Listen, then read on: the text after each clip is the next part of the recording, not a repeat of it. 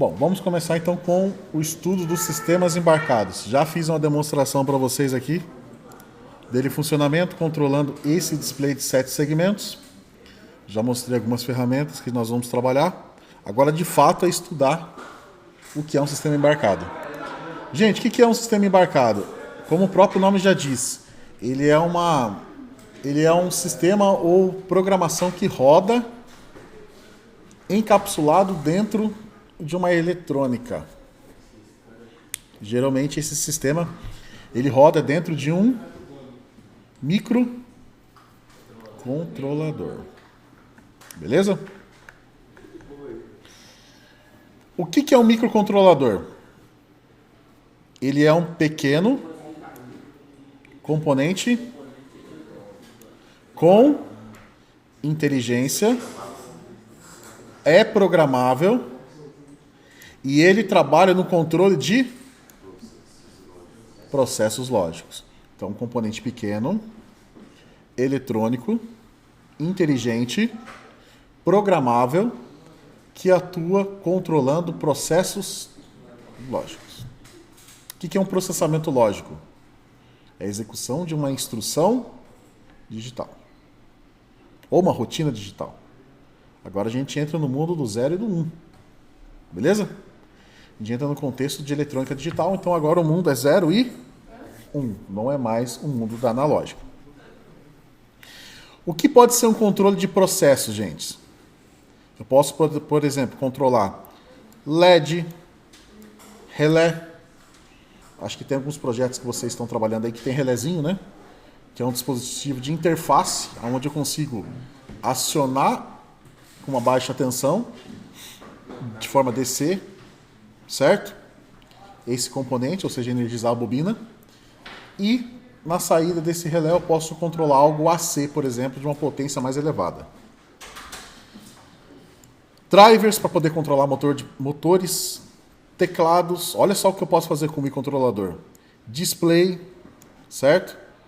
Sensores, pode ser temperatura, vazão, pressão e dentre outros, certo? E todo o controle de processo que é feito pelo microcontrolador é desenvolvido, é realizado, certo? É controlado internamente, certo? Por um software que é gravado dentro dele. Olha só que legal. Eu gravo um software dentro do microcontrolador. Esse software é chamado de firmware. Então, o primeiro nome aí, sistema embarcado, microcontrolado, executa um firmware. Então, a programação que roda dentro do microcontrolador, que você programou, é chamada de firmware ou software embarcado. É um componente único, encapsulado, obviamente, né? Certo? E ele tem diversos componentes, pessoal. Aonde eu tenho, por exemplo, componentes de entrada e saída. Então, o que define um componente de entrada? Um botão, um sensor é um componente de entrada. Quando a gente fala de entrada, seria o quê? Um periférico que envia informação para o microcontrolador. E o que é um periférico de saída? Que recebe um comando ou instrução do microcontrolador. Um exemplo, um relé que aciona o motor. Um display. Temporizadores, contadores, interface de comunicação. Olha que show. Então eu posso, por exemplo, pegar esse microcontrolador e ligar ele em um PC. E poder desenvolver uma interface para controlar esse componente. Módulos de controle e modulação de largura de pulso, a gente vai ver isso mais para frente. Conversores de analógico para digital, também mais para frente, e assim vai. De forma extremamente resumida e pontual, um microcontrolador é parecido com um microcomputador. Numa escala e numa performance 480 vezes menor, ou 380 mil vezes menor. Beleza?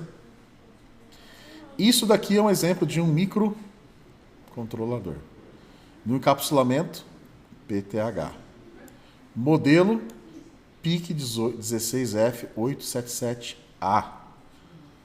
Da família PIC 16F da fabricante Microchip. Uma fabricante norte-americana extremamente famosa e muito usual nos projetos atuais. Você vai encontrar muito microcontrolador. Você falou o nome PIC, né? Eu acredito que em algum momento da sua vida você já deve ter ouvido falar, ou alguém comentou o nome PIC. O nome PIC é nada mais, nada menos do que uma família de microcontroladores da Microchip. Então, o microcontrolador é esse componente aqui que vocês estão visualizando. Isso, no encapsulamento, nesse caso aqui PTH, beleza? Mas nós temos outros encapsulamentos também. Mas o que interessa para nós aqui, o que nós vamos montar em protoboard é esse cara aqui. Gente, alguns fabricantes que são famosos aí no mundo dos microcontroladores. A própria Microchip, como eu acabei de citar. A Atmel é a fabricante dos microcontroladores do Arduino. Sabia? Então, se você pegar um Arduino, eu não sei se eu vou conseguir dar um zoom aqui, né? Se você pegar uma foto de um Arduino, certo?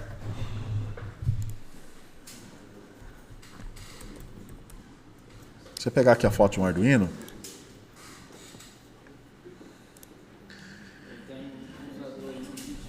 exato. Olha só, vou tentar dar um zoom aqui nesse cara. Olha o que eu vou encontrar aqui. Acho que está com o Alexandre.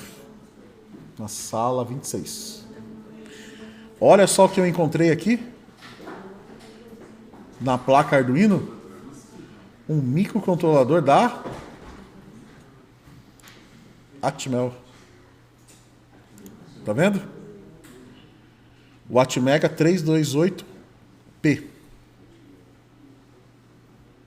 Olha só que interessante. Essa fabricante aqui é uma concorrente da Microchip, tá? Então, se você olhar a placa do Arduino, todo mundo enxerga o Arduino no seu produto final, que é uma placa de prototipagem. Mas, na essência, o Arduino é uma placa com um microcontrolador. Já com as entradas e saídas, né? Ou seja, conexões aqui para estabelecer as entradas e saídas, já com o cristal de quartzo já montado bonitinho aqui para gerar o pulso de clock, a alimentação e uma série de outros componentes aqui. Mas na essência, gente, o Arduino é nada mais, nada menos do que uma placa com um microcontrolador. Nesse caso aqui, Atmel. Nossa, tá muito rico. Simplificar e colocar um microcontrolador, deixar tudo pronto só para os camaradas colocar entrada e sair e programar. Ó, o nosso brother falou aqui, o cara que pensou em desenvolver o Arduino, será que ficou rico? Com certeza. Por quê? Porque você montar um sistema embarcado do zero, levando em consideração que você só tem um componente, você tem que pensar numa série de coisas. O microcontrolador, ele tem um setup. Como assim, professor? Ele tem um setup, ele tem uma configuração de programação, ele tem uma configuração mínima e básica de hardware. Me dê um exemplo, professor. O microcontrolador, ele tem uma configuração de fonte de clock. Então, por exemplo, se você estabeleceu que a sua fonte de clock é externa, você tem que montar um circuitinho com capacitor. Tem que colocar a alimentação, isso é fato, e tem que colocar o circuito de reset do microprocessador que está dentro do microcontrolador. Então, esses aqui são os componentes básicos. Mas e para gravar, professor? Aí é uma novela à parte. Você tem todo um barramento específico para você poder transferir a programação através de um outro componente eletrônico, através de uma outra placa, que é o próprio gravador. Tá? Então, se a gente fosse pensar no contexto do Arduino sem o produto Arduino, ou seja, olhar a nível de microcontrolador, isso aqui não é tão fácil assim. Mas alguém teve a ideia de pegar um setup inicial de um microcontrolador, nesse caso aqui da Atmel, montar os recursos básicos e fundamentais para fazer esse componente funcionar, colocar aqui conexões de entradas e saídas, né, que são esses soquetezinhos aqui, e deixar pronto para você ligar o que você precisa e programar. Então, Um vídeo que o Arduino virou microcontrolador com pressão com fluxo. o Arduino virou uma placa de prototipagem, que de fato é uma placa. E aqui dentro já vem um firmware pré-programado que nós chamamos de bootloader, que ele ainda simplifica mais ainda a sua programação. Você entendeu? Então, quando você vai lá no Arduino e programa, é tão simples assim, mas por detrás de toda essa facilidade, alguém já fez o trabalho duro de hardware e alguém já deixou uma programação pré-definida aqui dentro para casar com a sua programação que você desenvolve lá de forma mais facilitada. Essa programação nós chamamos de bootloader. Então alguém teve um trabalho de projetar essa placa e deixar pronto para você. Mas, se a gente for a nível de microcontrolador, ela não é tão simples assim. Tá? Temos outros fabricantes também, que é a Freescale, também muito utilizada, né? Aqui não é um microcontrolador, mas é uma linha de microprocessadores, tá?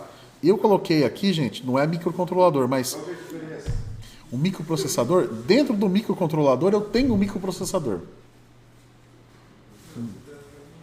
Imagine que o microcontrolador é como se fosse um microcomputador. Então tem um microprocessador. Geralmente é esse processador aqui da ARM, tá? Aplicações de microcontroladores: impressora, máquina de café, controladores industriais, pendrive, central de alarme, ar-condicionado, data show, smartphone, relógio digital. O celular chega a ser um micro?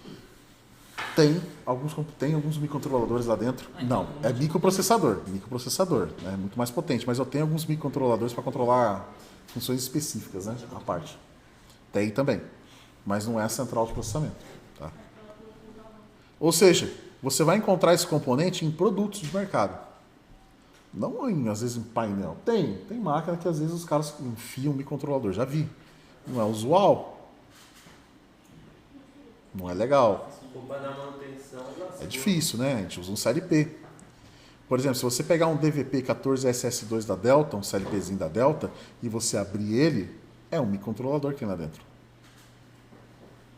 Olha que fantástico.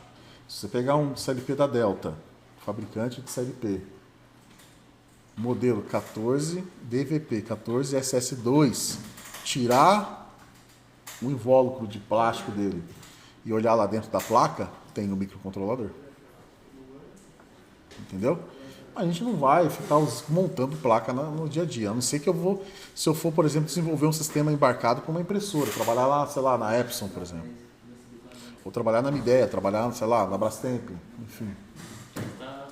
Aí eu estou desenvolvendo, né, com o microcontrolador uma placa para controlar um processo lógico de uma máquina de lavar. Aí eu vou mandar fazer a placa, né? Como que você forma essa placa de computador em série? Você programa várias do mesmo jeito? Você mandou fazer a placa, a empresa confecciona para você, ela manda pronto, você só monta os componentes. Você projeta uma vez e manda confeccionar. Geralmente é assim. Na China faz muito isso. Você manda, a China fabrica para você a placa. Tem fabricantes aqui no Brasil, mas compensa mandar para lá, né? Gente, para que a gente possa estudar um pouquinho sobre microcontroladores, a gente tem que entender um pouquinho a parte de memória, porque o microcontrolador está cheio de memória. E sabia que existem vários modelos de memória? Memória volátil. Memória pode mudar de estado. É uma que armazena informação de forma temporária. Memória RAM. Desligou a energia?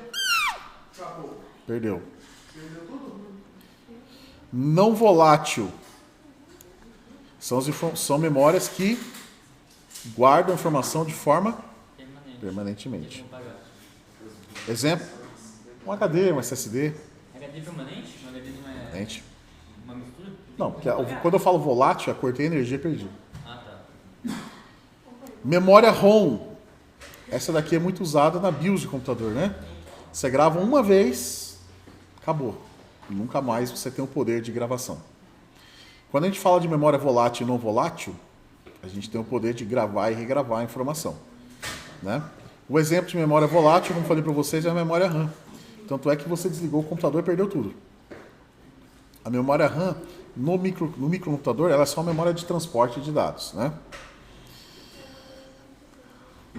EPROM são memórias não voláteis, tá? Só que essa memória aqui é mais antiga, tá, gente? Não se usa mais, tá? O processo de gravação dela é elétrico. Vocês têm que entender que o processo de gravação de uma memória hoje em dia é elétrico. O que eu quero dizer que a gravação é elétrica? Eu faço a transferência de dados usando o quê? Energia elétrica, né? Se você for pegar um cabo de rede, você tem energia elétrica. Não é uma senoide, né, pô? Mas a transferência de dados ali é nada mais nada menos do que um sinal elétrico. E no caso da EPROM, é uma memória que você grava informação nela de forma elétrica, mas para você apagar, você só apaga com uma luz infravermelha. É uma memória muito antiga. Então ela tem, por exemplo, um cristalzinho em cima dela, que você emite uma luz infravermelha, aí você apaga as informações que estão lá dentro. Oi? Como que se salva, tipo, qualquer coisa? Como é que você cria uma memória? 1 milhão de transistores dentro de um encapsulamento, onde quando você salva, ele configura os zeros e uns dentro desses transistores. Por isso que antigamente era difícil fazer um pendrive, sei lá, de 1 terabyte que nem tem hoje. Hoje Eu em dia usava tem uma um tecnologia SSD para de... compactar tudo isso no... Exatamente. Hoje em dia tem um SSD de 2 teras que é desse tamanho. Por que tem um SSD de 2 TB? Por causa da nanotecnologia, né? Quando a gente fala, pô, por que antigamente a gente não conseguia chegar, por exemplo, no HD de 1 TB? Cara, porque... Não vamos falar de disco rígido, não. Vamos pensar em memória baseada em silício. A memória, antigamente, a gente tinha, por exemplo, a escala de micro. Então, quanto mais transistores a gente conseguir colocar, que são chaves eletrônicas, a gente colocar num único encapsulamento, maior vai ser o poder de processamento de dados ou maior vai ser a capacidade de armazenagem de dados. E por que, professor, que inventaram o computador quântico? Porque os computadores que funcionam 100% elétrico estão chegando no seu limite final. A Intel ela vai chegar uma hora que você não vai conseguir mais reduzir, né, aquele transistor que está dentro de um substrato de silício. Eu vou trazer um filipino lá da Multilaser para falar para vocês sobre essa parte de componente, mas a nível tipo de fabricação. Já está chegando nesse momento, aonde eu não consigo mais expandir a quantidade de chaves eletrônicas, que são os transistores dentro do encapsulamento. Aí eu tenho que partir para a computação. Será que chega computação quântica em um notebook pessoal? Computação quântica? Acho que não chega. O quê? Computação quântica em uso pessoal? Hoje não, mas vai chegar um momento que vai. Porque é muito Falava estável. Hoje vai. a mesma coisa do computador quando ocupava uma sala inteira, né? Vai. Mas demora, acho, porque é muito estável. O computador quântico ele armazena informação em partículas subatômicas, Tá, peraí. em prótons e nêutrons. Uma E respiração você faz o bagulho se perder. Então você pega ali, por exemplo, o urânio, é muito usado. Então, através dos elétrons, né, e dos prótons, você consegue armazenar informação e processar a informação. Só que aí você está falando a nível subatômico. Então você não está falando a nível elétrico, você está falando a nível subatômico. É algo que mesmo com Aí, o meu irmão. você não consegue ver. Aí, meu irmão, a gente está falando de mecânica e física quântica. Então, o deslocamento dessas partículas aí é que vai determinar para você a velocidade, a quantidade de partículas. Cara, é infinito, quase que infinito não, mas é astronômico, né? Quando a gente fala, por exemplo, de elétrons Daria pra rodar o e prótons. 6 segundos no máximo. 1000 FPS. Já que vocês entraram nessa nerdice aí, qual que é a diferença? Quando a gente pega uma chave eletrônica, eu posso mandar um sinal para ela e ela manda bit 1, que é um sinal elétrico no nível de tensão. Por exemplo, TTL, 5 e 0. 5 volts representa sinal 1 e 0 volts representa sinal 0. Vamos falar do USB ou Bluetooth, 3.3. Bit 1 representa 3.3 e bit 0 representa 0 volts. Então, o processamento de dados em eletrônica digital é isso. 1 e 0, 5 ou 0, 3.3 ou 0. É tensão ainda, certo? Então, essas chaves eletrônicas nós chamamos de transistores. É que tem. Não a nível de um processador, mas é que tem. Quanto mais eu colocar num substrato, na matéria-prima de um componente, de um encapsulamento, maior vai ser a capacidade daquele componente ser mais ágil, mais veloz, ou armazenar mais dados. Certo? Certo ou não? Só que você concorda comigo que, cara, por mais que o silício seja um material magnífico, vai chegar um momento que não tem como você enfiar mais material ali, irmão. Por mais que eu tenha nanotecnologia. Pra você ter ideia, os componentes eletrônicos hoje, só tem uma fabricante no mundo que consegue fabricar o substrato de silício. Que ela desenha o componente, não é desenha o componente, mas ela fabrica ali o componente a nível de substrato. Você pega um componente eletrônico e abre ele. Esse substrato, cara, é gravado a nível de infravermelho. Vai chegar ao ponto de ser tão pequeno que A fabricação desse bagulho é infravermelho que faz o componente. Você está falando de bilhões dentro de um encapsulamento, certo? Só que está chegando-se num momento que não cabe mais. A Intel sabe disso. Os fabricantes sabem disso. Estamos prestes a ter os computadores elétricos. Vai chegar um não tem mais. Agora eles estão colocando IA em tudo. Ainda vai estar evoluindo a inteligência artificial, está evoluindo a parte de jogos, está evoluindo. Só que vai chegar um momento que os processadores... Não evolui mais. Mas aí, como é que eu vou fazer? Eletricamente já não dá mais. É a mesma coisa. Ó, vou dar um exemplo para vocês aqui. Outro exemplo. Chegou um momento que a parte de comunicação... Não vou nem falar telecomunicação. Vou falar de comunicação e troca de dados. O cabo elétrico já não resolveu mais. Aí tem a fibra ótica. A limitação elétrica de um cabo, ela tem uma limitação, uma frequência máxima. Aí eles partiram para o quê? A transmissão de dados por luz, que é a fibra ótica. Então, se você pegar, né, do continente americano até a Europa, o que você tem entre o continente americano e a Europa? O que você tem entre os dois? Servidor? Não, pô. Na planeta Terra, o que você tem entre os dois? Distância absurda. Não, oceano. Qual? Qual oceano? Acha? Pacífico é guia. Buguei. Pacífico é Atlântico. Pô. Você tem o oceano, né? Eletricamente não tem como. Ah, professor, tudo bem, então vamos usar telecomunicação. Haja satélite, irmão.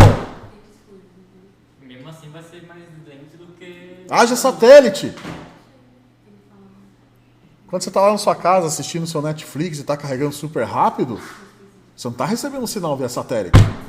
Cabo por debaixo do oceano. Se você recebesse um sinal via satélite, você estava fudido. Antes é escada? Não tem como. Então você tem uma internet veloz, que é uma bosta aqui no Brasil. É veloz, mas é uma bosta. Mas país de primeiro mundo é absurdo, principalmente. Tá no 11G. Então, principalmente quando a gente fala, por exemplo, Coreia do Sul, que coisa absurda, mas é porque eu tenho uma conexão cabeada. Mas como é que eu consigo levar uma banda ultra larga para várias pessoas nesse planeta Terra? Todo mundo hoje faz uso da internet. cabos mais parrudos? Não, porque né, se eu estivesse limitado somente a cabo elétrico, eu tava fudido. É um cabo. Fizeram o quê? Fibra. Então, de uma distância de um ponto a outro, usa-se fibra. Porra, mas aqui não é cabo de rede, professor? Você tá mentiroso? É cabo de rede. Mas, por exemplo, a conexão aqui do Senai com o provedor é fibra. Então, a banda, a carga de dados está sendo transmitida via fibra, via velocidade da luz. 3,6 vezes 10 a 19 metros por segundo. São 300 mil quilômetros por hora. Ou 300 mil quilômetros por hora. 360 milhões de quilômetros por hora. Certo? Está na velocidade da luz. Mas quando ela chega aqui no Senai, ela tem um conversor para sinal elétrico. Aí é uma exceção. Aí eu tenho a nossa limitação aqui, né? Mas, porra, a transmissão de dados do Brasil até a Europa é fibra. Beleza? É fibra. Na verdade, É um você cabo- vai e volta à China em 8 vezes. É um cabo submerso. Em um segundo. Cabo submerso. É submerso. Entendeu? É curioso, né? Mas é um cabo submerso. Ah, professor, mas você tem satélite? Sim, tem satélite. Mas para você ter a conexão que você tem hoje, não tem como ser somente sinal de radiofrequência. Ainda mais Elon Musk é o doidão lá do satélite que tá fazendo. Tá. para pontos específicos, beleza, né? Mas assim, para transmissão do que a gente tem hoje, não tem como. Então, Que elas, chegou um momento que elas não conseguiam transportar muitos dados, elas transportavam a memória por avião mesmo. Enchia o avião de não é SSD, tô falando, não é exemplo, de SSD e mandava para o lugar que ela queria transportar essa memória. Saía numa velocidade mais rápida do que por internet. aí chega alguma coisa muito específica, mas, por exemplo, por fibra, a gente tem uma velocidade altíssima, tá? A mesma coisa a gente fala de memória, processamento de dados, né? Então, quando a gente entra no campo da computação, está chegando o limite. Se você quiser mudar um servidor da Google de lugar, é mais rápido com um caminhão do que mandar não sei quantos trilhões de teras por internet. Ainda mais que servidores são fragmentados, né? Então, assim, está chegando o limite. Aí, eles estão trabalhando agora com física e matemática quântica. Então, o que eu queria explicar para você é a principal diferença dos dois. Ah, mas será que está muito distante? A Unicamp está desenvolvendo um protótipo de um computador quântico. Lógico que não fabricando zero, né? Mas está trabalhando nisso. Se eu pegar um sistema elétrico de processamento de dados ou armazenagem de memória, eu tenho chaves eletrônicas que mandam sinal 0 ou 1. Ou eu tenho bit 0, ou eu tenho bit 1. Professor, a letra A, 01, 00, 00, 01. Essa é a letra A, é o código da letra A em binário. Parece que gasta mais memória, né? Então, e eu ainda envio em série. Só que numa velocidade astronômica, certo? Então, ou eu tenho bit 0, ou eu tenho bit... Por isso que o processamento de dados é assim, ó. Serializado. Estou ouvindo ruídos aqui. Então, quando a gente entra no mundo da elétrica, ou eu tenho bit 0 ou eu tenho bit 1. E a junção desses bits é que vai formar a minha informação. Quando eu entro no campo da computação quântica, pelo fato de eu ter partículas subatômicas, que é o elétron e o próton, eu tenho o bit 0 e o bit 1 instantaneamente, no mesmo tempo. Eletricamente, ou a chave manda 0, ou ela manda 1. Na computação quântica, eu tenho os 2. Tem um negócio do vai de colina. Enquanto o normal vai buscando cada colina para achar mais funda, o quântico ele vai furando a terra até achar mais funda. O que isso quer dizer? Se eu for ler um livro, um computador lendo um livro, por exemplo, eletricamente, ele vai página por página, linha por linha. O computador quântico não. O computador quântico ele lê tudo ao mesmo tempo. Porque ele tem os dois estados. ao mesmo tempo. Só que é uma estrutura absurda, né? Hoje não. Para os civis não. Né? Porque Hoje o computador... precisa de um computador gigante É, com vários átomos que não vão se usar para nada, porque isso acaba sendo de garantir para um dar certo e tem que estar... O computador quântico saiu disponibilizando para as pessoas é questão de pouco tempo. Ah, vai. Celular quântico também. Vai. Celular quântico, Tem que chegar no calculadora computador. É quântica. que hoje, para você ter um computador quântico, você tem que justificar o porquê. Qual é a justificativa? Uso militar, Criptografia. É o principal foco de tudo, né? meteorologia ou algo controlado pelo governo. Tem que ter simulação. Tem que ter como simular Você o... não tem como, eu quero um computador quântico. Não, né? Não vão vender para não Também, tipo... vão. Até porque essa tecnologia que vocês têm no smartphone de vocês aí, que a gente tem no nosso computador, que a gente acha que é absurdamente, astronomicamente, quando a gente pega lá o Waze, pega, né, o Google Maps, nossa, que espetáculo, que lindo, maravilhoso, que tecnologia avançada, isso é sucata, isso é passado na área militar. Então, a população, né, os civis, os meros mortais, só tem acesso à tecnologia de ponta, entre aspas, quando a área militar julga que essa tecnologia de ponta é lixo. Tô pensando, como que eu vou arrumar um cooler ou um watercooler que chega a menos 127 graus? Cara, chega. A gente não tem acesso, mas chega. Então, é dura a realidade? É, mas tem certas tecnologias e certas fábricas e fabricantes no mundo que só fornecem para a área militar. Porque tem uns caras que já faz estrago com essa tecnologia que é considerada ultrapassada. Imagina uma essa tecnologia. Não estão pegando drone e soltando granada, porra?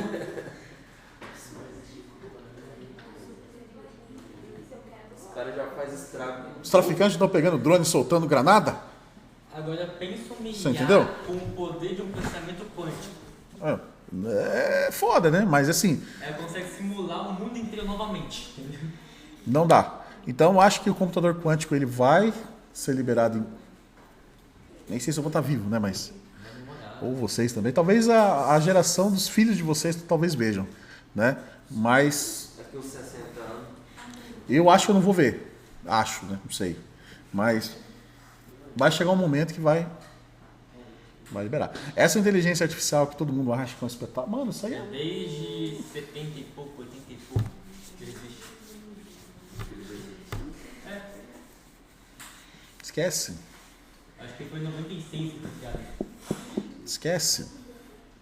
E se tiver alguém, ou tiver uma fabricante que inventa algo inovador, pode ter certeza que os países de primeiro mundo levam essa pessoa embora e faz para trabalhar para o governo.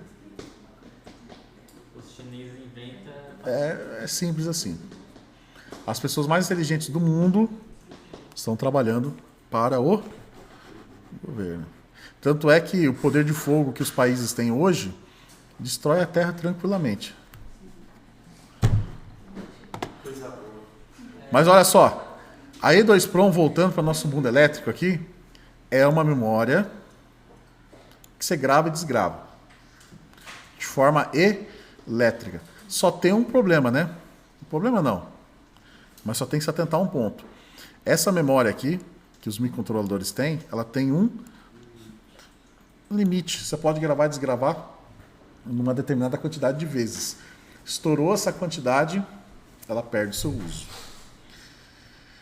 E nós temos a memória flash, que é o que você tem no seu smartphone. Certo? Essa você grava e desgrava eletricamente. É uma memória de alta velocidade e tem uma capacidade, né, de armazenamento bem maior que a E2 Prom. E você não tem limite de gravação e regravação. Gente, um paralelo. Microcontrolador ou CLP? O CLP tem Depende da aplicação, condições, né? Depende da aplicação. Se for industrial, não convence colocar um microcontrolador. Eu fui um professor e aluno, vamos falar que eu fui aluno, é aluno, né? Aonde eu me deparei com um professor, meu professor de microcontrolador, que é um cara genial, como profissional, mas inversamente proporcional como pessoa e comportamento, né? A vida toda ele trabalhou com microcontrolador, a vida toda pesquisou a área de microcontrolador, e ele defendia muito a tese, microcontrolador aqui na Terra e microcontrolador lá no céu. Independente se você for controlar uma máquina ou se você vai controlar um processo industrial. Eu tive professores de CLP que simplesmente eram apaixonados por CLP e tudo na vida tinha que ser CLP e microcontrolador é coisa de amador, não se usa. Ou seja, rivais. Eu sou um cara que eu estudei as duas áreas e eu acho que cada uma tem a sua aplicação. Se eu pego, por exemplo, uma máquina industrial, uma esteira, né? Uma máquina industrial, não tem porquê eu colocar um microcontrolador nessa máquina. Aí você vai perguntar para mim, por que, professor? Não vai funcionar? Vai. Mas dependendo do processo que você for fazer numa máquina industrial, num processo industrial, num controle de alguma variável industrial, você tem que pegar um microcontrolador, você tem que projetar o circuito eletrônico, você tem que testar, validar, mandar fabricar a placa, esperar chegar a placa, montar, testar. Se der errado, você tem que refazer o circuito, mandar fazer a placa de novo. Se der pau, você tem que comprar outra placa. Inferno. O CLP está na mão. O CLP está pronto, é um produto de prateleira. Você pegou ele, programou, rodou. Deu pau, tira o CLP, coloca outro, acabou. Ah, mas o que o CLP tem? Cara, o CLP pode ter até um microcontrolador, pode. Qual que é a chave daqui do assim? Pode ter até um Arduino de forma mas é estruturado. mais estruturada. Ele já tem as proteções contra ruído eletromagnético, ele já tem as conexões de entrada e saída, ou seja, ele já é algo preparado para a indústria.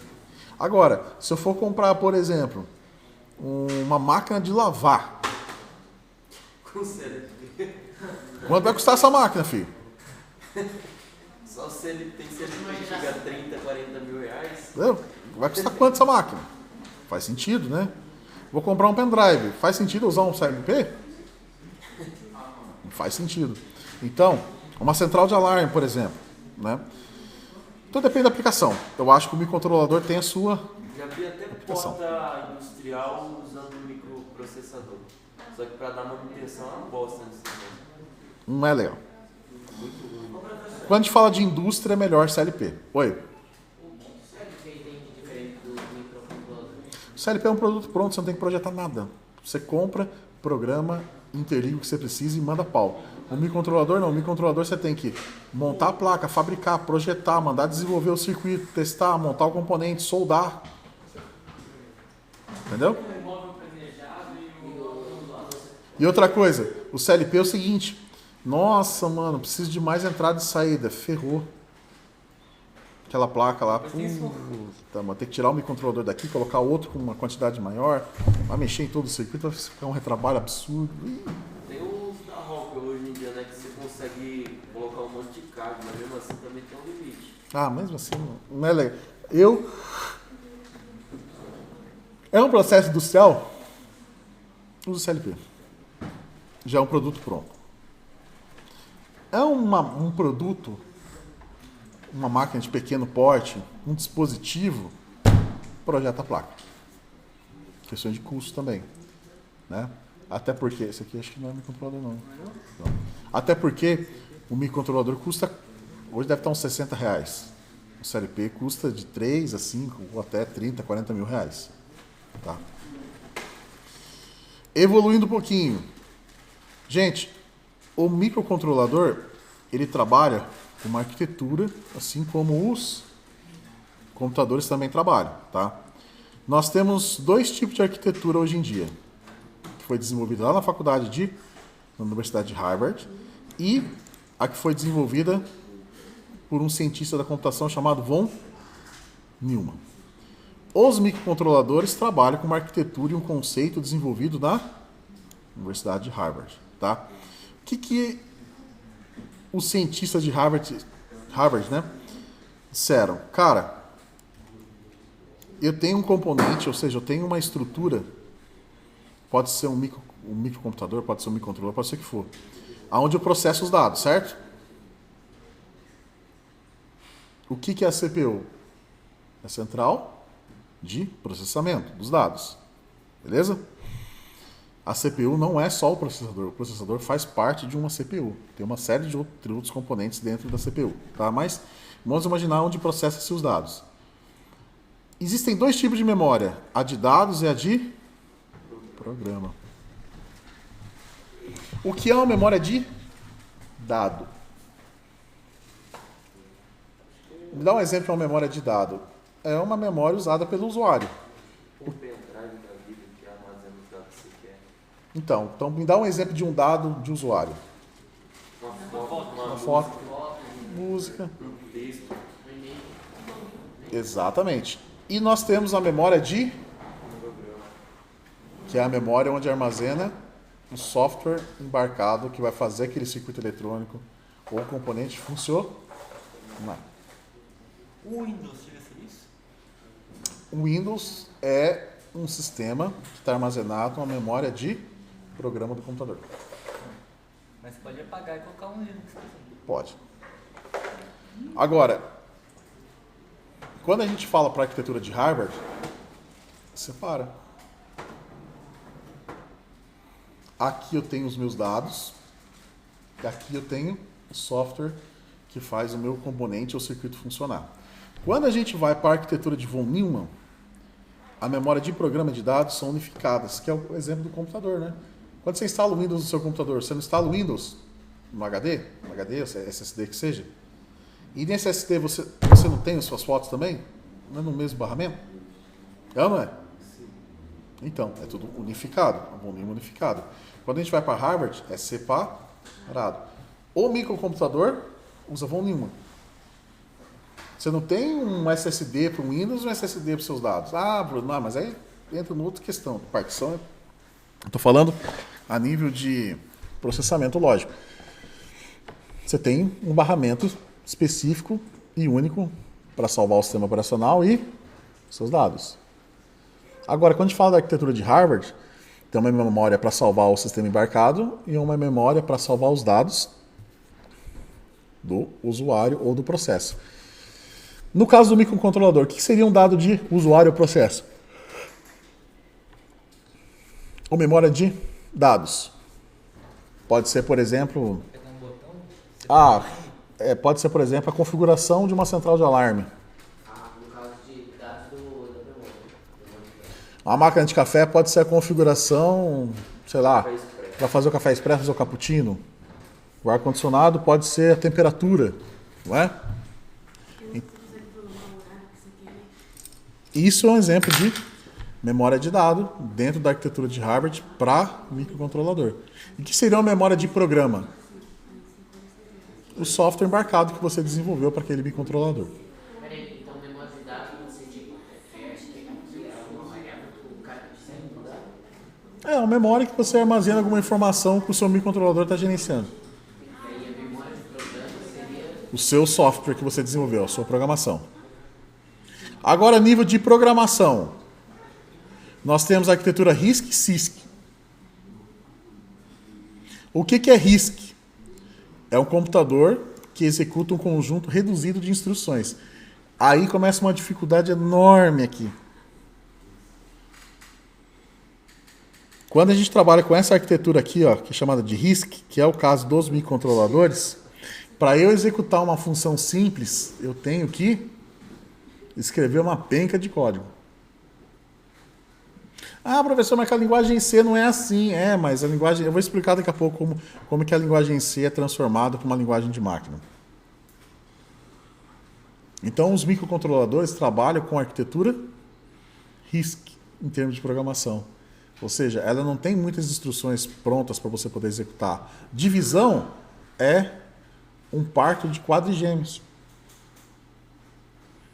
Um delay é absurdo para você fazer. A nível de programação de máquina. Não a nível de programação em linguagem C, que é o que a gente vai ver. Então, os microcontroladores, por serem mais rápidos, eles trabalham com esse tipo de arquitetura, porém a tarefa do programador é mais difícil. Já os microcomputadores trabalham com a CISC, que é um conjunto complexo, ou seja, uma biblioteca e um conjunto de instruções muito mais elaborado, que é o caso do computador. Então, você vai programar um computador para fazer ele funcionar, ele tem uma série de comandos que o microcontrolador não tem. Por exemplo, para você fazer uma divisão no microcomputador, é uma barra. Num computador, né? Agora, no microcontrolador, a nível de programação de máquina, que é usando o assembly, é um parto. Aqui nós temos um comparativo, nem vou entrar no conceito, depois eu deixo para vocês analisarem. Agora, um ponto importante. Quais são as linguagens de programação dos microcontroladores? Gente, muito se fala de linguagem de baixo nível e de linguagem de alto nível. Tem gente que confunde baixo nível e alto nível como performance ou robustez, né?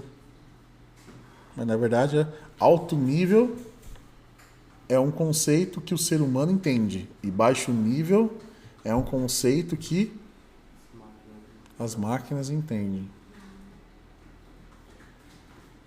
Uma instrução lógica que a gente usa em programação é a instrução C para tomada de decisão. Certo? Se eu apertar esse botão, o ar-condicionado desliga.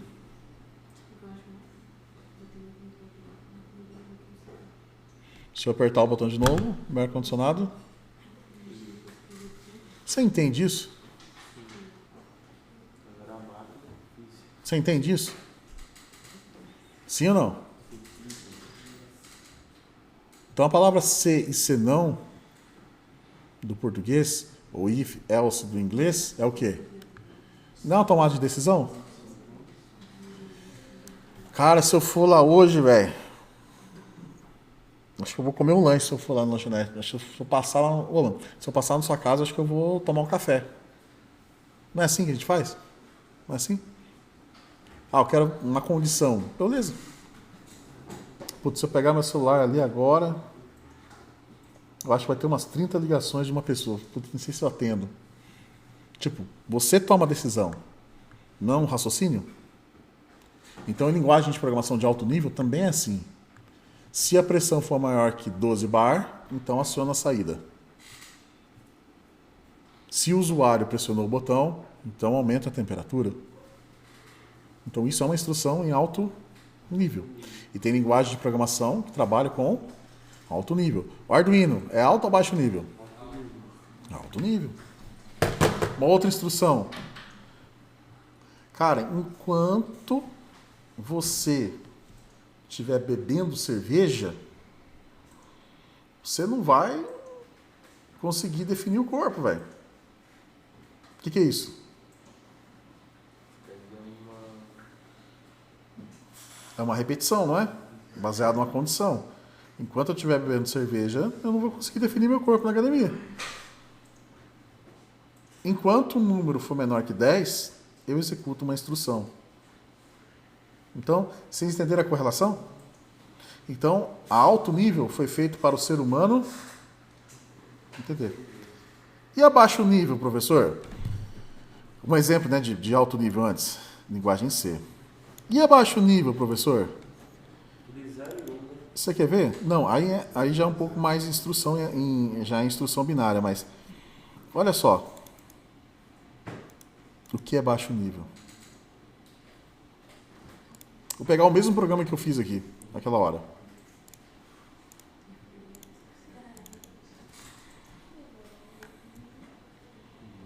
Você entende isso?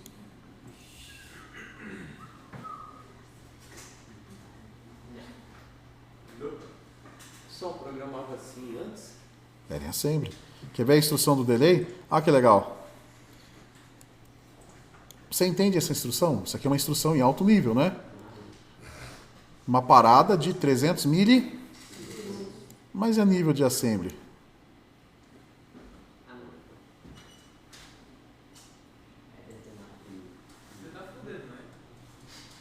Você entendeu? Isso aqui é uma linguagem de baixo nível, que é a linguagem assembly. Isso aqui é uma instrução em alto nível. Linguagem C. Uma função em linguagem C, certo? Você entende isso aqui, não entende? O seu cérebro entende isso daqui. Agora, isso daqui, você tem que raciocinar conforme a máquina. Isso aqui é uma linguagem de baixo nível. Isso daqui é uma linguagem de... Isso aqui é baixo nível. Isso daqui é alto nível. Você pede para consultar as portas lá, para ver se... Cara, deslocamento de bit para os registradores. Tudo é movimentação de bit nos registradores e a associação dentre eles com o seu pulso de clock é que vai determinar para você uma instrução lógica. O cara que pensou nisso... Conforme a máquina pensa, né? Porque a máquina, ela entende 0 e 1. Então, é interessante para ela uma instrução que trabalhe com 0 e 1. Você, ser humano, você entende o quê? Se não, enquanto... Entende mais que 0 e 1. Faça. Não é assim que você entende? Então, uma baixo nível é assim. Nativamente, olha só, presta atenção. De forma nativa. Ou seja, originalmente, o microcontrolador é programado em assembly. Os compiladores, Em baixo nível. Mas, professor, que desgraça. É desgraça. Graças a Deus que desenvolveram um negócio chamado compilar. O que é um compilador? Você programa em linguagem C ou uma linguagem de alto nível e esse software converte para você em baixo nível. Aí do baixo nível ele transforma em instrução de máquina. O que seria a instrução de máquina, professor? Deixa eu achar aqui o arquivo.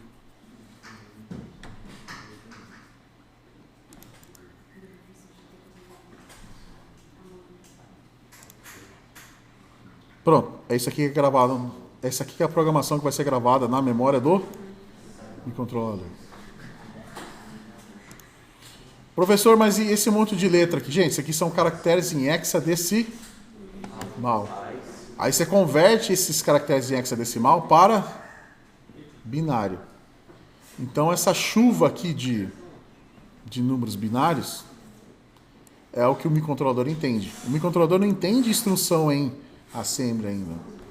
É que tem um compilador que transforma o assembly nisso aqui. Aí é isso daqui que é gravado na memória do microcontrolador. Mas você vai programar em linguagem C, bonitinho, tá vendo? Ó? Aí o compilador vai transformar para assembly e do assembly vai transformar para um código binário e é esse código binário que é gravado na memória do microcontrolador. Assembly é quase impossível de entender, mas... Não, isso aqui é loucura, né? Então, daí, a gente começa sempre com a linguagem de alto nível para depois ir para o assembly. No assembly, hoje em dia, só se você tiver uma rotina muito específica que a sua linguagem em C, o seu compilador não atenda. Mas hoje os fabricantes de compilador do mercado são muito fidedignos, então dificilmente você vai ter uma instrução que consiga atender. Agora, se você for programar na unha igual aos antigos, cara, funciona, mas se você executar uma função simples é muito complexo. Ô, gente, deixa eu dar aula. Então, assim, se você for partir para os antigos gostam de dar aula em assembly, mas não é usual. Por quê? Porque para executar um delay são 6 linhas em assembly. Em linguagem C é uma linha só. Depois você debugar esse código macabro. Então não vale a pena. Agora, se você tiver uma função, um circuito muito específico que o seu computador não está conseguindo executar, aí você vai para o assembly. Mas quase que raramente, tá? Aqui é o exemplo que eu passei para vocês, né? O exemplo da linguagem C, que é o que nós vamos trabalhar aqui. Como que eu gravo a informação no microcontrolador, gente? O Arduino é facinho, né? Não é facinho? O Arduino você pega a plaquinha bonitinho e faz o quê? Conecta o cabo USB, instala o driver e ele grava a programação bonitinho. Então, no caso, ele já tem um compilador interno dentro Já tem um software dentro dele, um firmware dentro dele, de compilação. que interpreta o código que você vai salvar. Já é pré-preparado para isso. Beleza, o Arduino, beleza, tem uma conexãozinha USB, tudo prontinho. E aqui, meu chapa, o que você faz aqui? Sempre chora. O que você faz aqui? Cachorro é bom. Como é que você vai conectar o cabo USB aqui, meu filho? Não tem não. Você vai precisar de um outro hardware projetado com microcontrolador também, que nós chamamos de gravador. Então, quando a gente passa essa instrução aqui, ó, Tem um cabinho de impressora aqui para conectar. Né? quando a gente passa essa instrução aqui para o software gravador, aquele monte de bit 0 e 1, pega o microcontrolador e coloca aqui no gravador, tá vendo? Tem uns pinos específicos aqui que ele vai salvando, 0 e 1, 0 e 1, 0 e 1, 0 e 1, seguindo aquela carreta de informação que a gente viu, e lá ele grava a informação. E quando não tinha esse rapazinho que fazia como? Não, tem que ter. É que aqui já é uma placa pronta para a gente usar e brincar aqui, né? Mas, por exemplo, você pode projetar esse circuito de gravação na sua própria placa, se você quiser. Pode.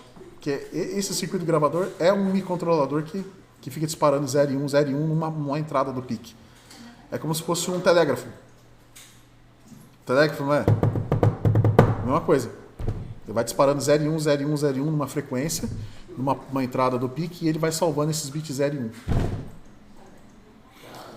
Se você quiser projetar um circuito que faça isso, show. Mas se você não quiser, compra a porra do gravador. Né?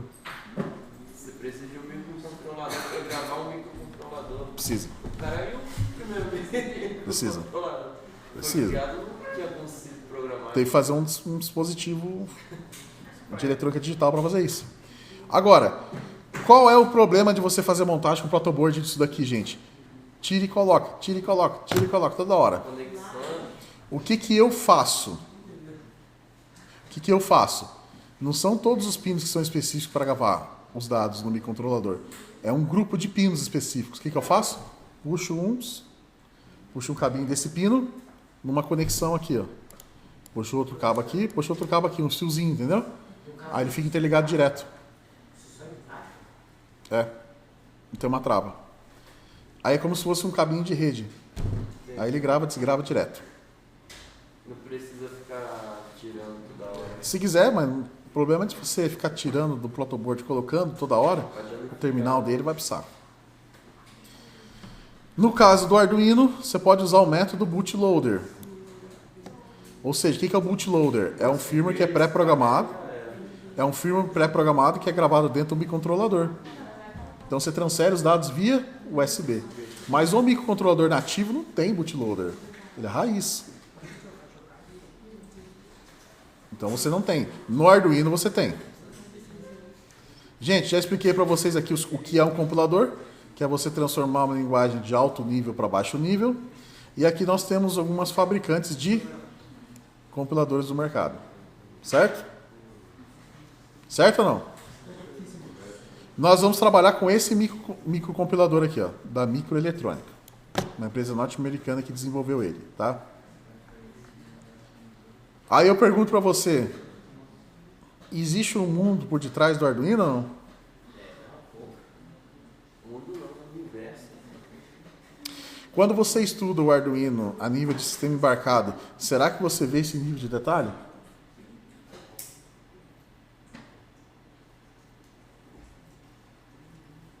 Quase nada se vê. Se você vai trabalhar numa Brastemp da vida, você vai comprar um Arduino para controlar a máquina?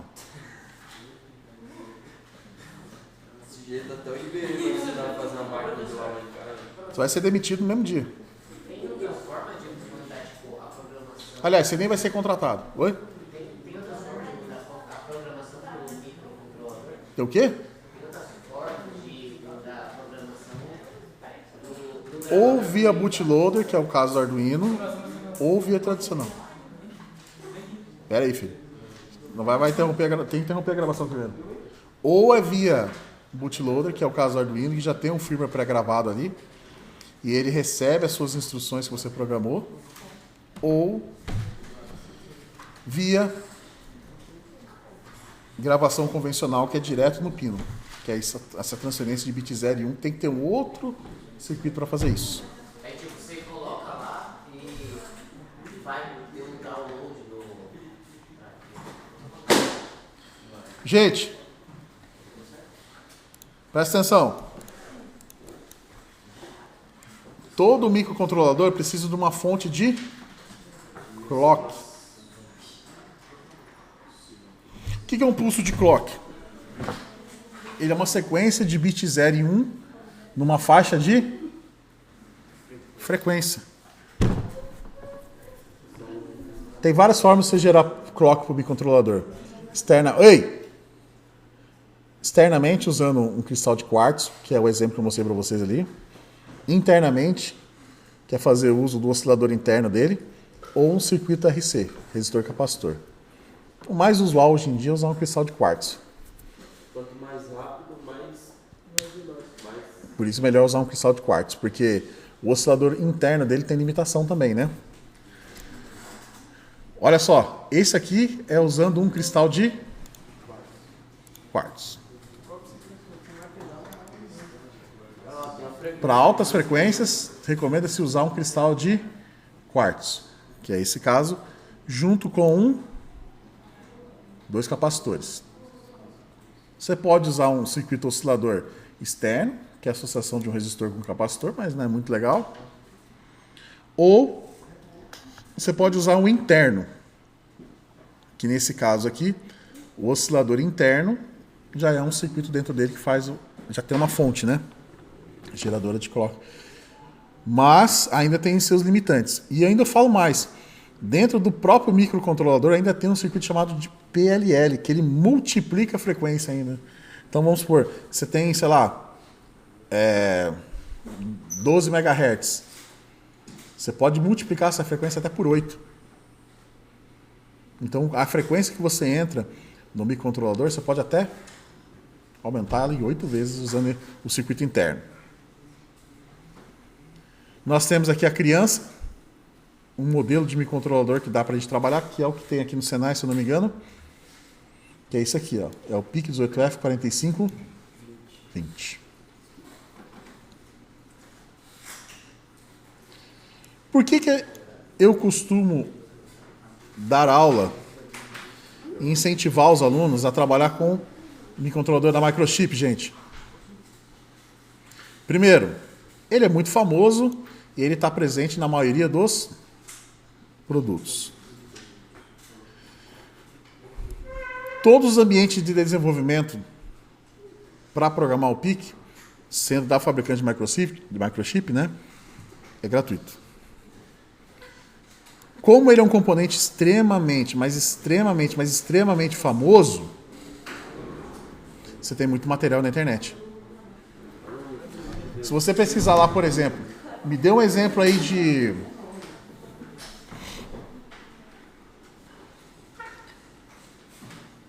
microcontrolador da Freescale, pesquisa alguma coisa e depois coloca microchip da família PIC. Você vai ver que a família PIC tem uma quantidade absurda de material, então fica melhor para você estudar. Bom, agora falando um pouquinho do que nós vamos brincar aqui em sala de aula.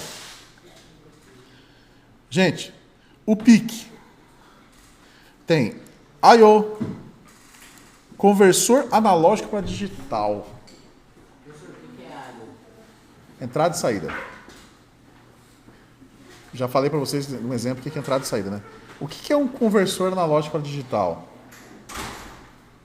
Eu posso pegar, por exemplo, um sensor que varia de 0 a 10, que manda o sinal de 0 a 10, e converter para uma informação digital. Temporizador, seria os timers, né? Contadores, e assim por diante. Bom, a família 18, ela é uma família que ela trabalha com 16 bits do core de processamento dela, ou seja, é uma família de alta performance. Hoje já temos a família 32 e 64. Então isso daqui já é fichinha perto desses outros. Se isso aqui é high performance, então a 32 e 64 é high performance. Bom, alguns periféricos que a gente vai ver ao longo do tempo, nem vou entrar nesse conceito aqui. Gente, olha que interessante. Você pegar um CLP, geralmente ele tem uma ou duas entradas analógicas, né? O PIC tem 13.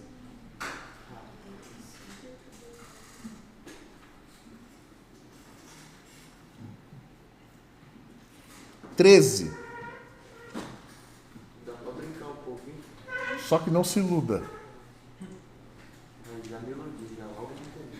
É um conversor AD somente, dentro do capsulamento, que é multiplexado para 13 canais. O que eu quero dizer? Fica chaveando, né?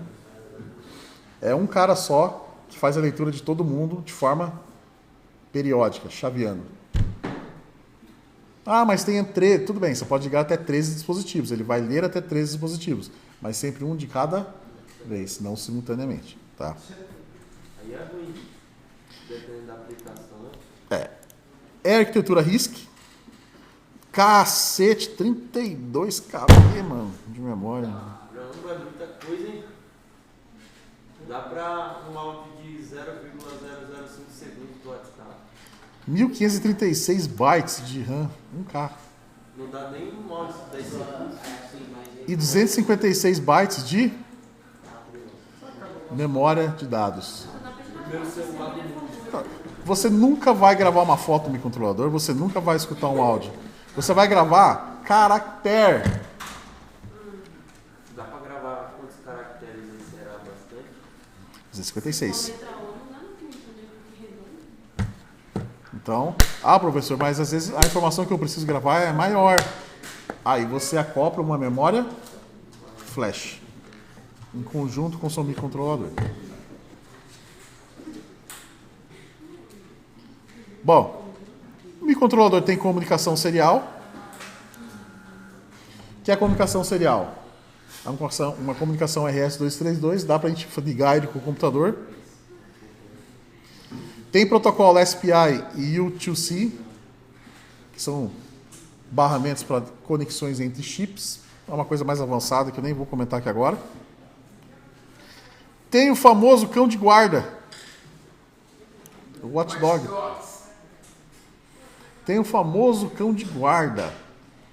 O que é o cão de guarda? Ele evita que o processamento do microcontrolador fique travado em loop.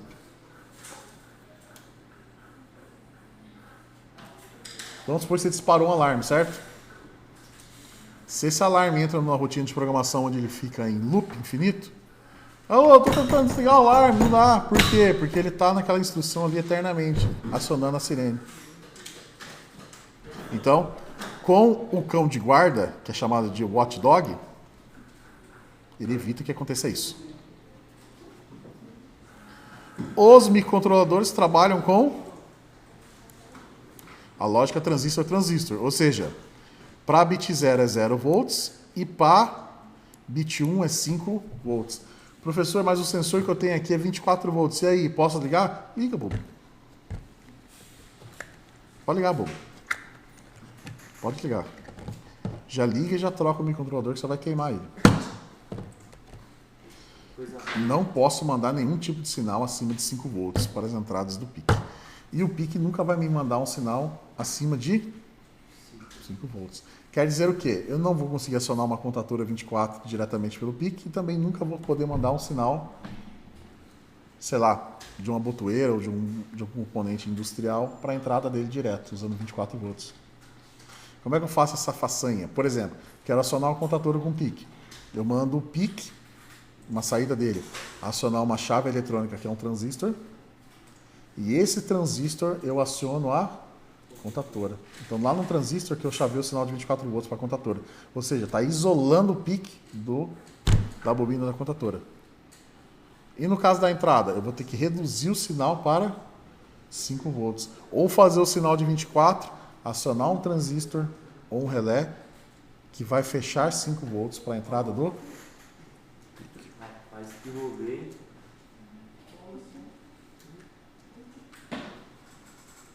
É isso. Torna-se muito mais complexo. Por isso que não é legal você ficar ligando o painel.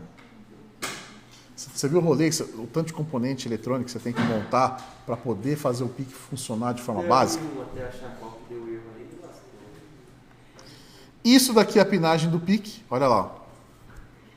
2 canais de comunicação, de alimentação, que precisa ser alimentado, obviamente, né? Isso aqui é muito importante, porque conforme a gente for estudando o microcontrolador, a gente vai ter que analisar a pinagem. Um ponto muito importante, gente.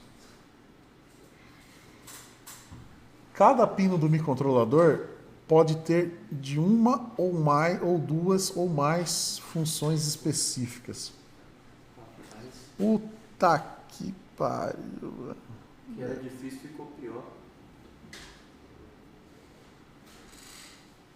Uma ou mais funções específicas. Por exemplo, o pino de número 23, ele pode ser um pino digital ou ele pode ser um pino de comunicação de dados entre chips. Entre componentes eletrônicos usando um barramento específico. Qual é a programação que você vai fazer para ele? O pino 34, ele pode ser um pino digital, entrada ou saída, você que programa, ou ele pode ser um pino de entrada analógica. Ou pode ser um pino de interrupção externa na CPU. Nossa senhora, hein, velho? Aí você fica falando, cara, se o mesmo pino pode ter mais de uma função, como que eu faço esse bagulho funcionar? Na sua programação. Então, quando você inicializa um microcontrolador, a primeira coisa que você precisa fazer é o quê? Configurar os registradores internos dele. Que é aqueles números lá estranhos que você colocou no começo lá que a gente não entende aí. Para que ele se transforme em configurações iniciais e definir o que você quer com relação aos pinos. Quero que isso daqui faça essa função aqui. Eu quero que comece a mais dinheiro. Aí nem o microcontrolador vai resolver. Tem que ser. Programação. Ó, em resumo, o microcontrolador tem 36 pinos que podem ser de entrada e saídas. 4 pinos de alimentação. Toda a pinagem é dividida em subgrupos, grupos e subgrupos, né? Nós chamamos de porte A, porte B, porte C, porte D, porte E. Então, os pinos, gente, nós não referenciamos. Pino 44, não é pino 44, não é pino 36, entrada ou não é o pino 36. É um pino do grupo do porte A, é um pino do grupo do porte B, do porte C, do porte D ou porte E. Então, quando eu olho aqui, por exemplo, cara, o pino 30 vai ser entrada ou saída? Não, peraí. Não é o pino 30, é o pino do porte D no bit RD7. Ele tem um endereço. Ele tem um grupo chamado D, que é porte D, que é o nome de um registrador, e é o pino D7. Então, esse cara é o nome internamente dele dentro do componente eletrônico. Mas, fisicamente, ele está no pino 30. Então, você não vai configurar o pino 30 como entrada e saída. Você vai configurar o pino do porte D, bit RD7. Se quiser essa outra função que está do lado, é só colocar o nome que está do lado. Vai ter que fazer. Vai ter que configurar. Como eu falei para você, né? Ele tem múltiplas funções, como eu falei para vocês aqui. E se você quiser um detalhamento melhor sobre o componente, você pode ir lá na página 13 do datasheet, tá? Então, se você tiver curiosidade de ler o datasheet,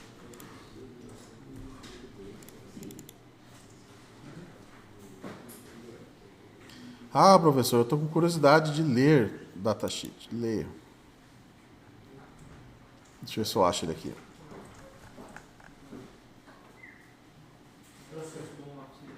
Então, como for, tipo, jogar na programação, é um grupo só, se for do D, A, B, C, e aí você coloca o endereço dele, o RT7 lá, né? E aí... Depende muito se vai ser entrada ou saída, você vai ter que configurar ele, né? Aí é uma série de registradores. O datasheet desse PIC18F, 4520, 2520, 4420 ou 4520, tem 390 páginas. Rapaz, tudo que você precisa saber para programar esse rapazinho. Tá tudo aqui, ó. Olha lá, página 13, ó. Toda a arquitetura do microcontrolador em detalhes aqui, se você quiser analisar. Também que teve um cara aí que teve que ler tudo e resumir para nós, né? Tensão de operação até 5.5, dissipa até 1 watt. Gente, corrente máxima por pino, 25 mA. Toma cuidado. Tomar cuidado com isso, né? Frequência máxima de operação, 50 MHz. Faixa de temperatura de operação, até 125 graus. Mas esses 40 MHz é interno ou externo? Oscilação, pode trabalhar com uma frequência de até 40 MHz. Independente. Na verdade, assim, se você coloca, por exemplo, um cristal de 12, você pode multiplicar a frequência internamente dele vezes 8. Então, não necessariamente você precisa colocar um cristal de 40. Você pode pegar um cristal de uma frequência menor, que lá dentro, pelo circuito PLL, você pode multiplicar. Caramba, até 125 graus o negócio não derrete, não? Até nessa faixa de operação. É muito bem projetado, né? Agora, um conceito muito importante que vocês vão trabalhar o tempo todo com o microcontrolador, que são os registradores. O que são os registradores, gente? São posições da memória que recebem nomes específicos e têm função bem definida. Por exemplo, guardar a configuração e o estado de funcionamento do PIC. Isso é um exemplo de um registrador. Normalmente, cada bit do registrador tem uma função específica. Assim, temos um registrador para definir se as portas são de entrada ou se são de saída. Por exemplo, se eu quiser pegar o registrador ADCOM 1.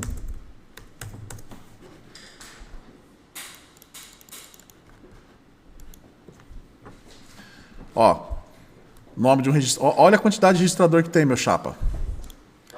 Vou pegar, por exemplo, aqui o ADCOM 1. Ó. Registrador ADCOM 1, gente. Olha só. O registrador ADCOM 1, cada bit tem uma função específica e seu nome. Então, por exemplo, vou pegar o nome do registrador ADCOM. Você tem o pino VCFG1, VCFG0 e assim por diante. Ó. O TCOM, que é um registrador de timer. Olha lá, as configurações dele. E se você vier aqui, ó, ADCOM 1, por exemplo, ele tem uma página que ele explica o funcionamento. Ó, desse registrador.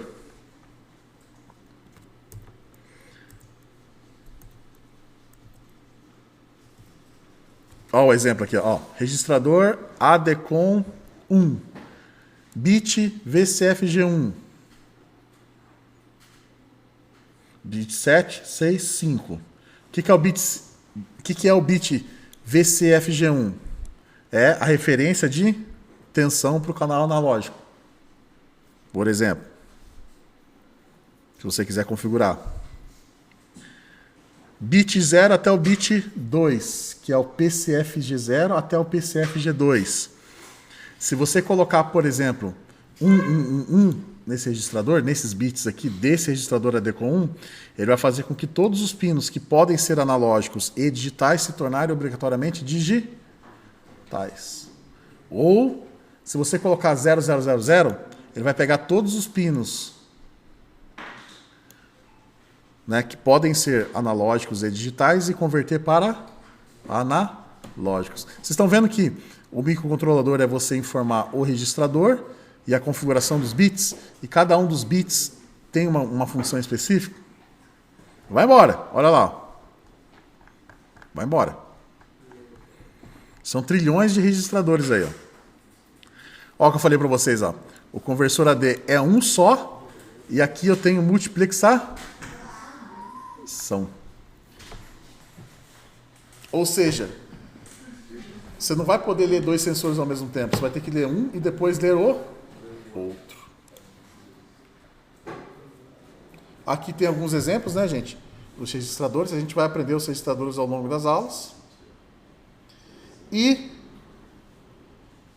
falando um pouco sobre ciclo de máquina. Para que o PIC 18F4520 possa executar um ciclo de máquina, são necessários 4 pulsos de clock da fonte de oscilação. O clock interno é equivalente ao clock externo dividido por 4. O ciclo de máquina é o tempo necessário para que o microcontrolador possa executar uma única instrução em assembly. Olha só.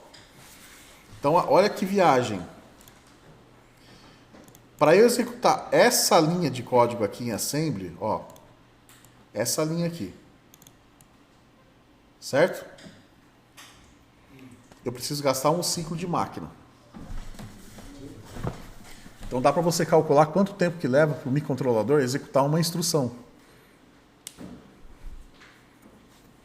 Ó, então se eu pegar, por exemplo, o PIC 18F4520, ele precisa de 4 pulsos para executar um ciclo de máquina. Então, por exemplo, se eu pegar um cristal de 4 MHz e conectar como fonte geradora de clock, certo? E eu estiver operando internamente em 1 MHz... Professor, mas eu coloquei um cristal de 4 e estou operando internamente em 1 MHz? É isso? Pode. Você pode fazer isso, se você quiser. Quer dizer que um ciclo de máquina demora 1 microsegundo. Que é 1 MHz dividido por 1 milhão. Então, cada instrução desse daqui leva quanto tempo? 1 microsegundo. Pensando em 1 MHz, tá? Só que isso aqui é para coisas mais avançadas. Eu estou falando que, tipo assim, cada instrução ali leva um tempo a ser executada. Então, quanto maior o cristal, quanto maior a frequência, mais rápido o processamento. Quais as linguagens que nós podemos trabalhar com o microcontrolador? Linguagem C, o próprio Assembly. E hoje tem uma putaria, né? Que algumas empresas desenvolvem a programação em fluxograma, mas um diagrama de blocos, mas eu não acho muito versátil. Eu acho que a melhor programação é a programação nativa em texto mesmo, tá? Os osciladores no PIC, gente, podemos trabalhar com cristal de quartzo, que é o exemplo que eu passei para vocês aqui, certo? Ou o interno. Nós vamos sempre trabalhar com osciladores externos. E na prática, para facilitar, eu vou desabilitar o oscilador externo e vou usar o oscilador interno. Por quê? Para montar menos coisas no protoboard, né? Menos dor de cabeça, né? Só que... Aí vai ver o oscilador. Só toma cuidado que quando vocês forem simular, a placa, ela tem um cristalzinho. Então, vocês vão configurar o microcontrolador para trabalhar com um cristal, que é um oscilador externo. Agora, quando a gente for montar no protoboard, a gente precisa usar, a gente vai usar um interno, então dispensa. Então vão ser programações diferentes. Os gravadores, como eu comentei para vocês, isso aqui é um exemplo de um gravador. Todo microcontrolador tem um botão de reset. Toma cuidado com esse pino aqui, porque se você não interliga o pino de reset, olha só, ele é um pino barrado. O que quer dizer que é barrado? Se eu entrar com o nível lógico 0, ele transforma para 1. Se eu entrar com o nível lógico 1, ele transforma para 0. Então, se eu não conecto nada aqui, ele entende que está dando reset. Então, ele fica resetando a sua programação o tempo todo. Tá? Toma cuidado. Quais são os encapsulamentos disponíveis para o PIC, gente? DIP, que é um dos mais famosos, que é o que a gente vai usar aqui do protoboard. SMD, que é o QFP, o BGA, o QFN. Ou seja, vai depender do seu propósito. Então, se você tem, por exemplo, um pendrive, você não vai usar um componente deste modelo aqui, que é o formato DIP, né? Vai ficar totalmente inviável para o seu ciclo. O que você vai usar? Você vai usar um componente SMD.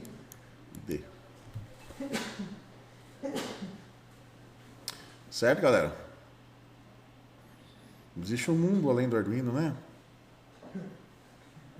O mundo acho que é pouco. Aqui é assim, você tem duas opções na sua vida. Pô, aprende ou não? Ou você estuda e aprende alguma coisa que vá ser utilizada na sua vida ou no mercado, ou você vive na mediocridade e estudar conceitos mais fáceis e simples e não atua com a eletroeletrônica. É a vida que você escolhe, entendeu? É o que eu falo desde o início do curso, né? Vocês escolheram uma área difícil. Agora é arcar com as consequências, né?